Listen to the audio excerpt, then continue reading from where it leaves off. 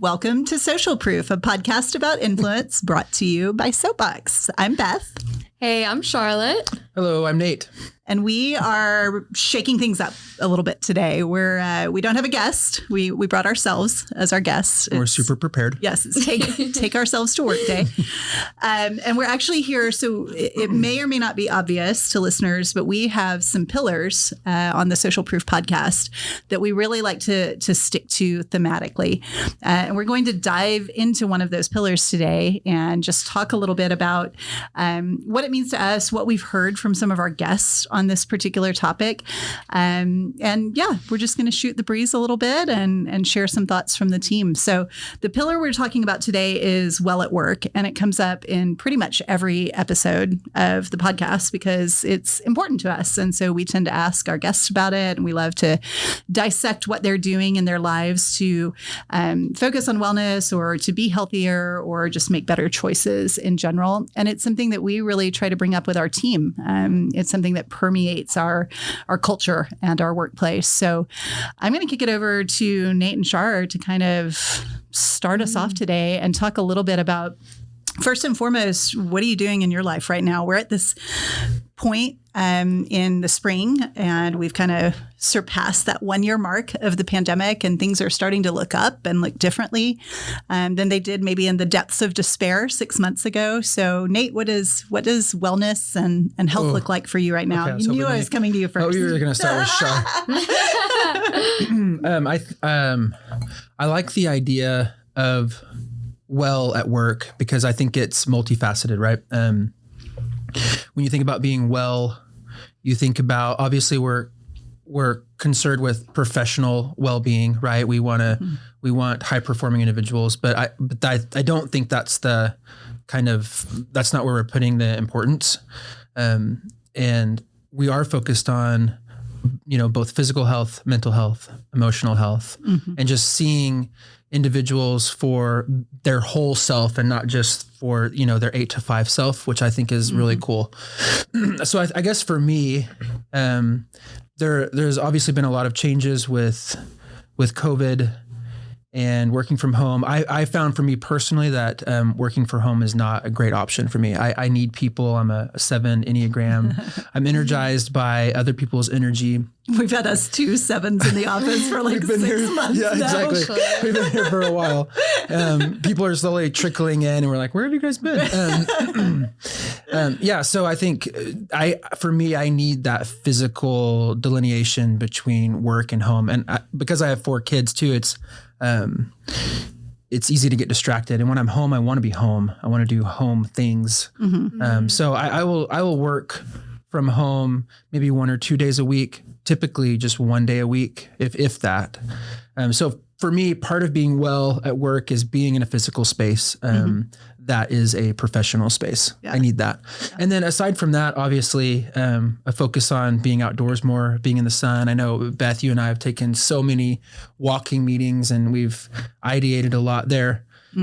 I'm really into mountain biking now. Yeah. So I bought my first mountain bike. You're in the mountain biking capital of the world. Yeah. So well done. Yeah. So Siloam, where I live, they have some great trails, and I got a bike rack, and I got a bike, and I'm ready to go.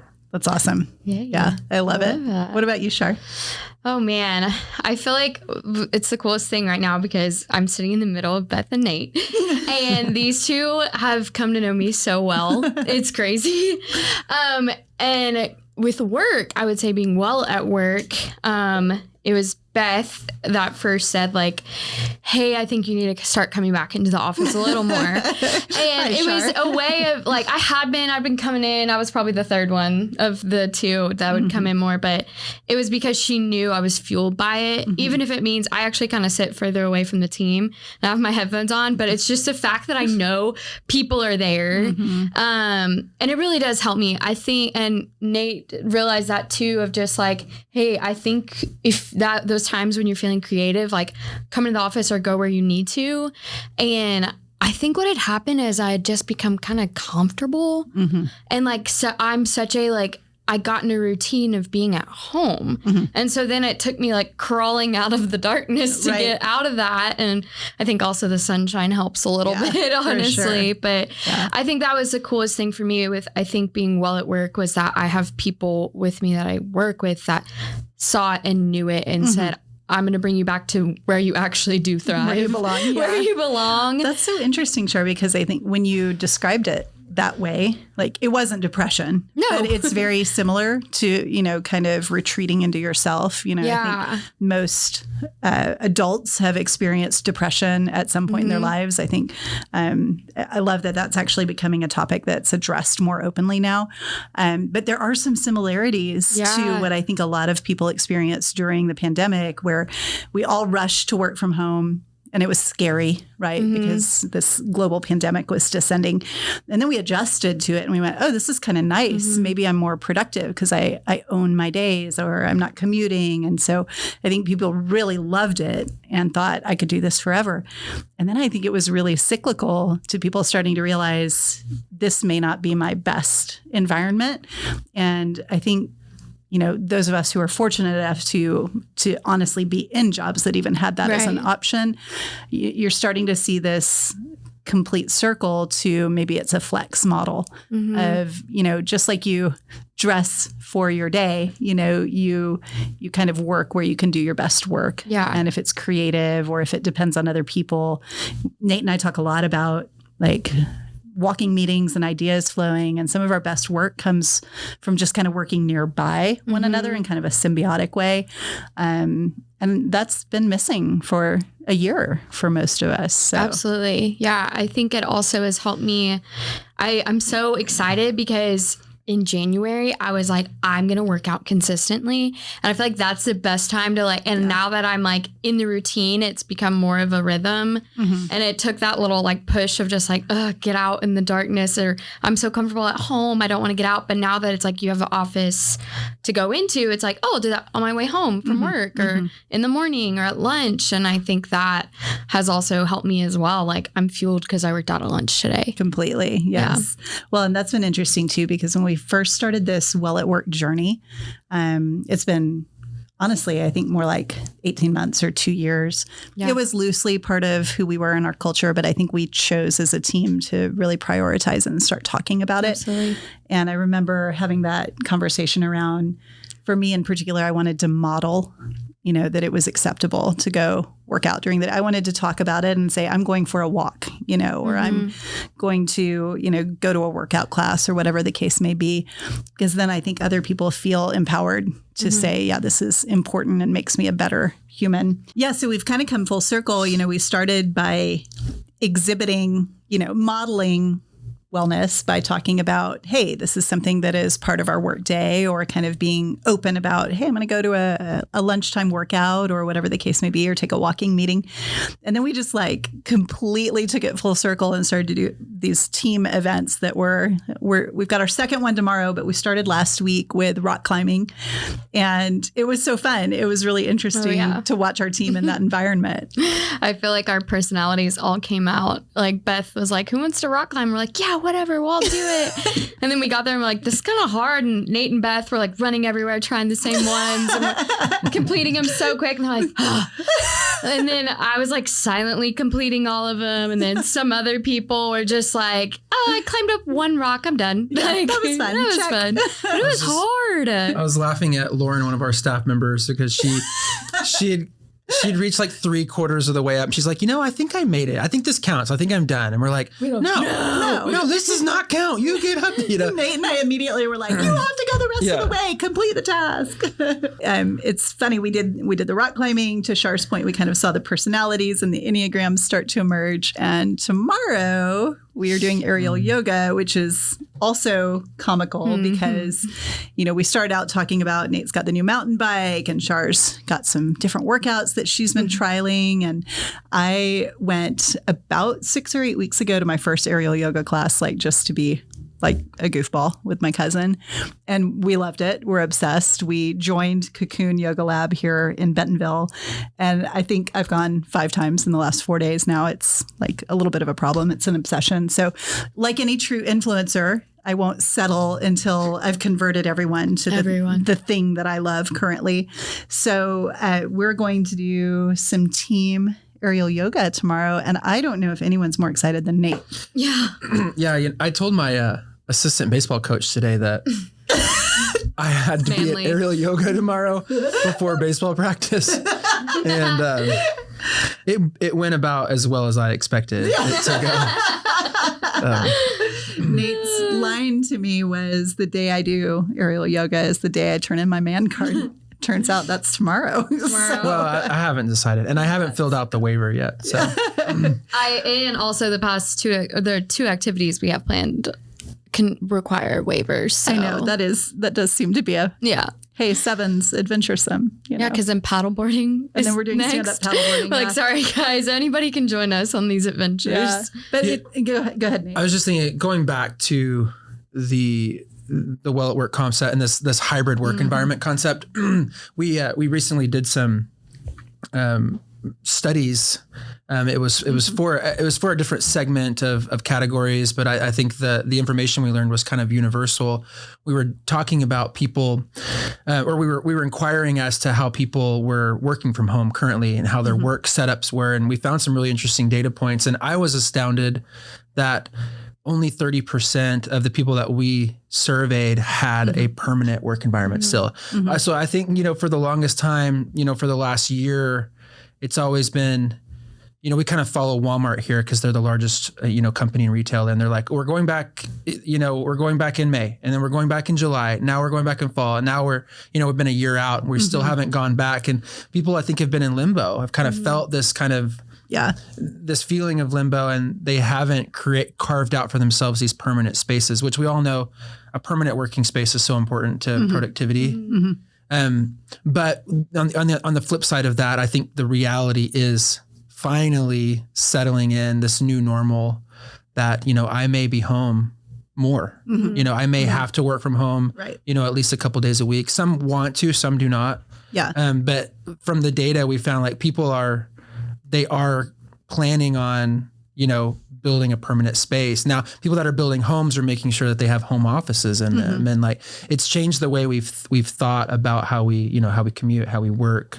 And I think that's all kind of built into this year of being well at work. I think a lot of us have felt a little bit like vagabonds, like almost this kind of transient. We're not like, we don't know where we are, where we're rooted. And I think that's finally starting to settle in, right as the pandemic is wrapping up and ending. But I think it's interesting, and it kind of just fuels that need to be well. And as a manager of people, just making sure that, we are truly adapting our style of management to ensure that our people are truly well, in whatever capacity or whatever that looks like. Yeah. Even one of our coworkers, Allie, is actually living with me right now. And so last night we were just talking about how it really is crazy that there is not going to be going back to a time before COVID. We have to move forward.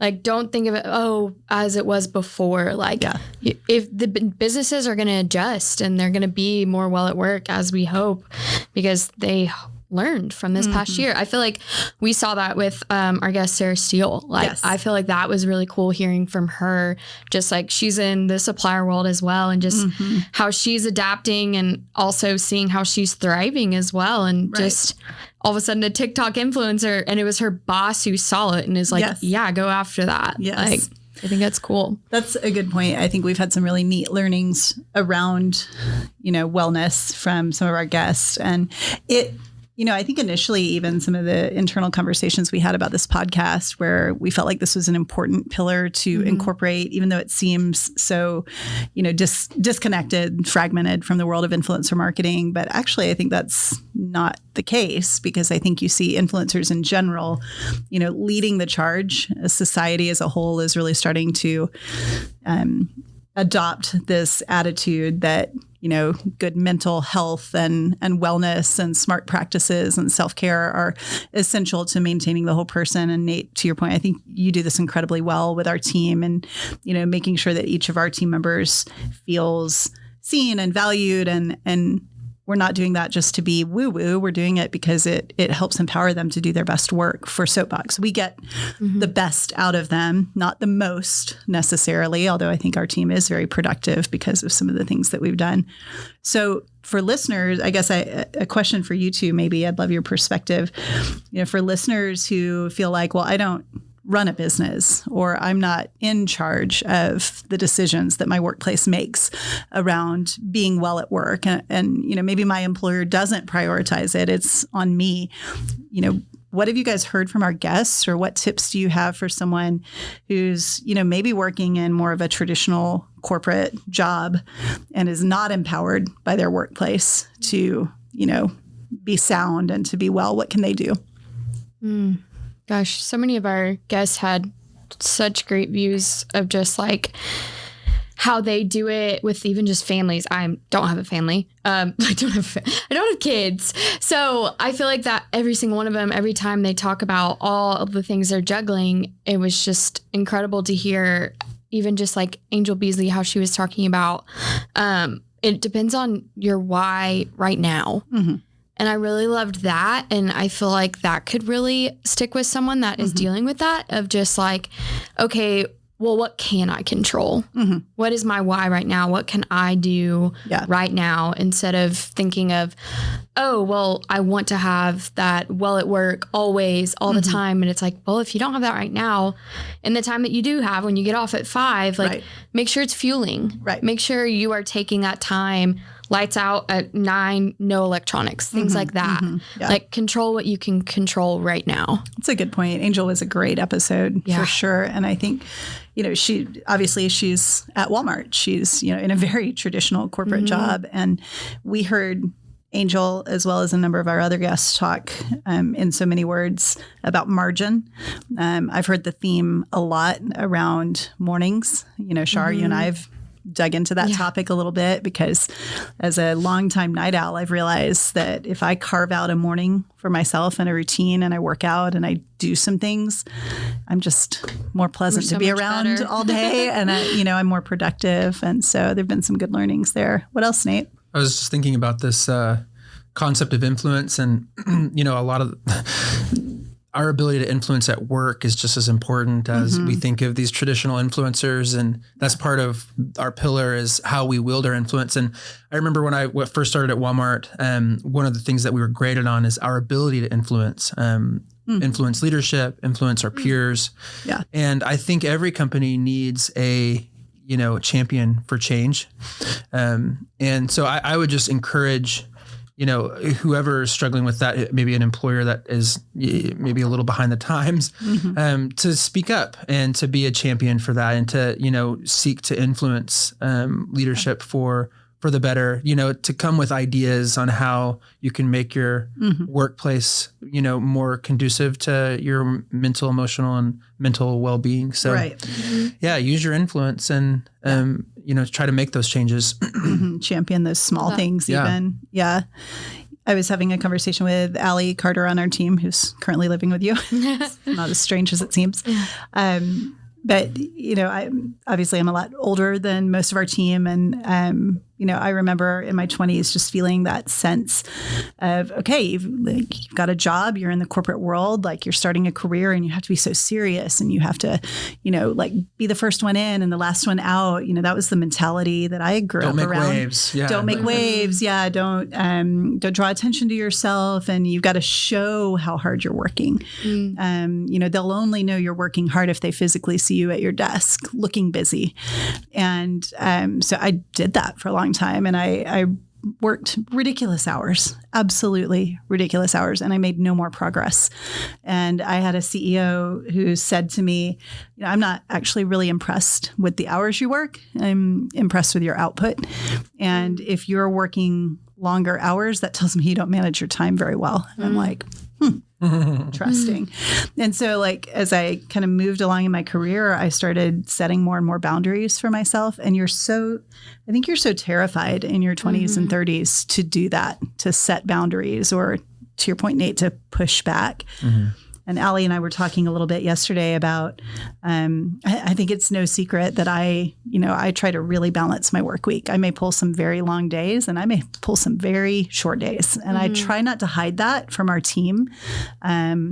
I try to be upfront. Hey, I'm going to disappear for a couple of hours. And I think some of that is to your point, Nate, like how can we wield our influence as managers or as peers and remind people that it's not time in the saddle, it's output and productivity. And I don't want to see anyone at Soapbox work themselves to death. That doesn't mean I want them to, work a 32-hour week, but I think there are ways to work smarter and not harder and to maybe get even more output, than you would expect. I personally love that those traditional barriers are being broken down because, with a family and family really being the most important thing in my life, obviously career is important, but I need that flexibility to take care of my family. Like I had my 3-year-old today when my wife was getting immunized and he forgot his name in the car today. So that was a great conversation. He was like, Dad, what's my name? Like I totally forgot my name. And that was great.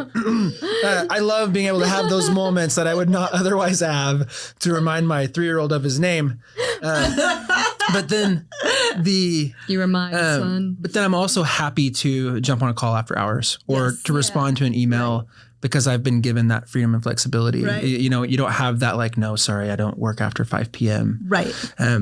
Not that we pull lots of long hours, but there are days where we do, and it's a give and take, and I'm happy to do that. Yes. And I think you as my boss, you're happy to give me that because it is based on, output and quality of work. And you get a better version of me when I can take care of those other needs. Yeah, that's true. And I think it comes down to also like, are you doing something you're passionate about?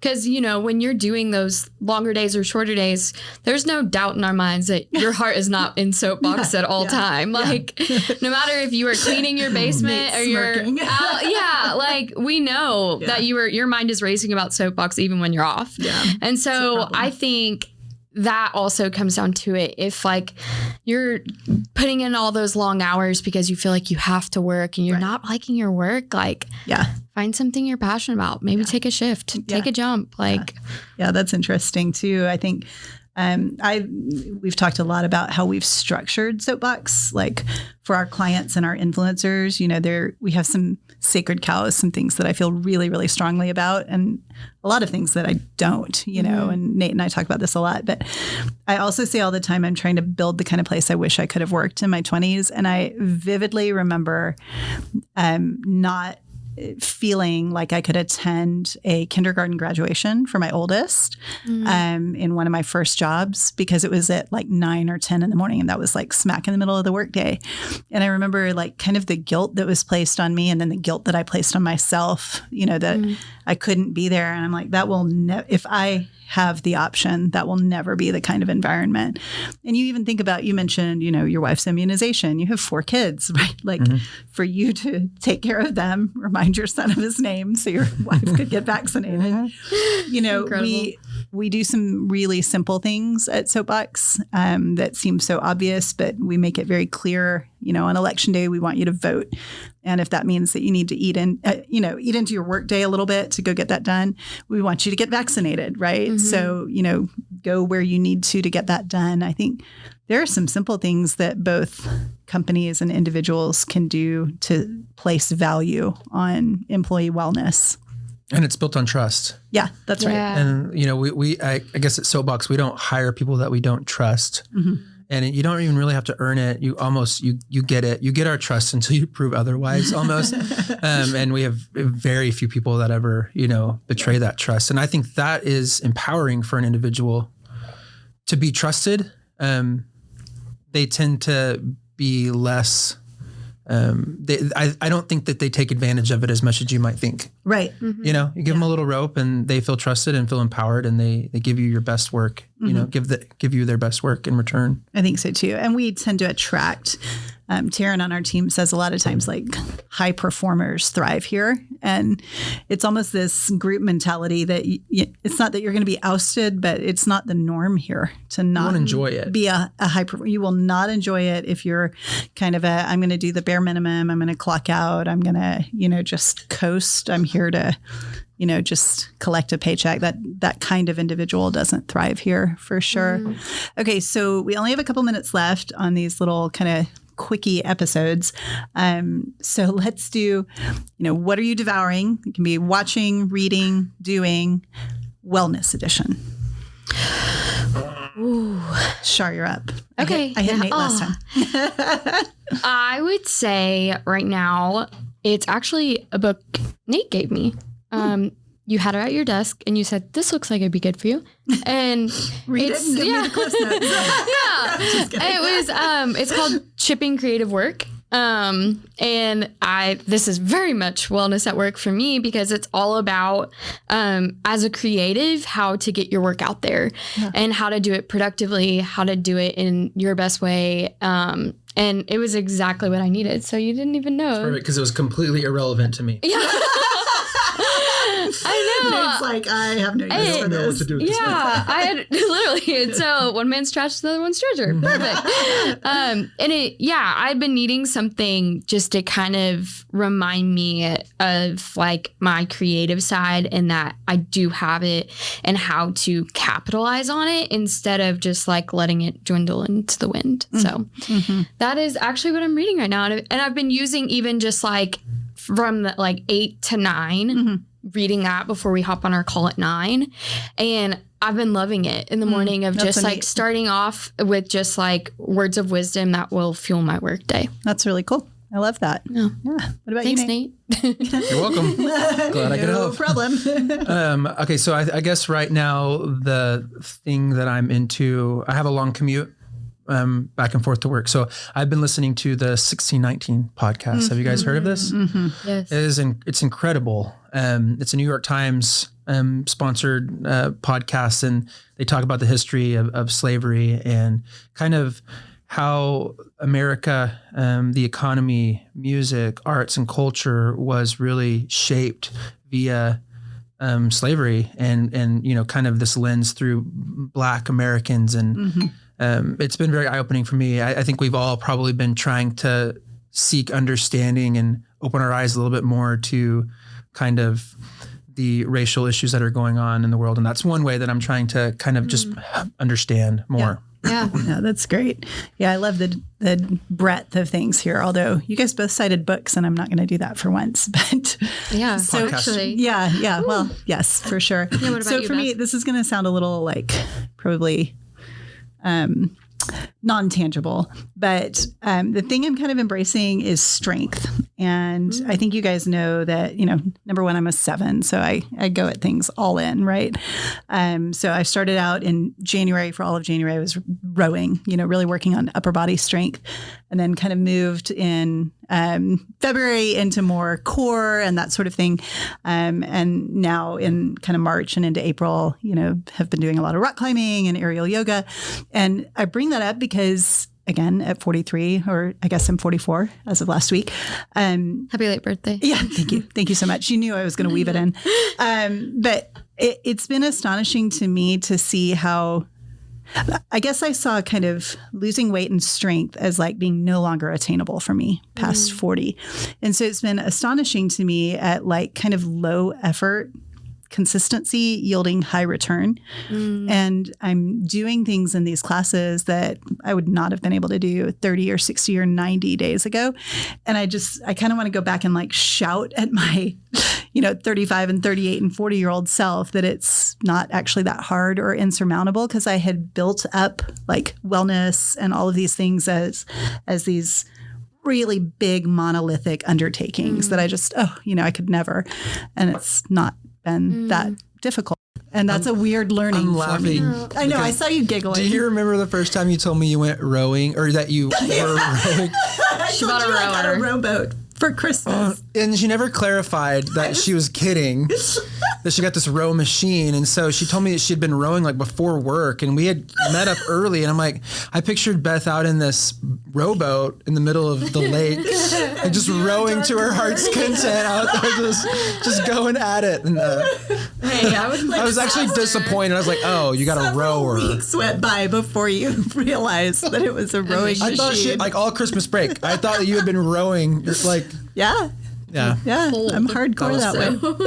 I think too, though, that you're in a different stage of life, and you've mentioned this before too. Yes, totally. And so I think you look back and kind of maybe regret. I look at my 34-year-old self currently, and it's everything There's I can time. do. There is time. I could make the priority, but I think we kind of have these stages of life where we can devote more time to ourselves. Maybe, right? Yeah. At least I'm telling myself that. No, it's true. But you have mentioned that you're like you feel kind of more independent lately too. Like you have your kids are a little older, and you can not do what you want, but you have more freedom and flexibility to prioritize yourself. Yeah. Which is important. And I think I'm laughing because, my 17-year-old and my 10-year-old are actually outside as we're recording. But I keep acting like an empty nester, like I'm done with you guys. My work here is done. But I think that's part of the mental shift as well, to your point. Like I probably wasn't in that situation in my 30s, like in the thick of soccer practice and after school activities and all of those things.